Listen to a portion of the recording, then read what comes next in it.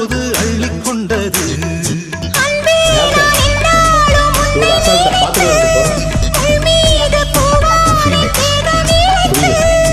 என்னோடு அம்பாக என்னை இணைத்து சொல்லாத சந்தோஷ யுத்தம் நடத்து.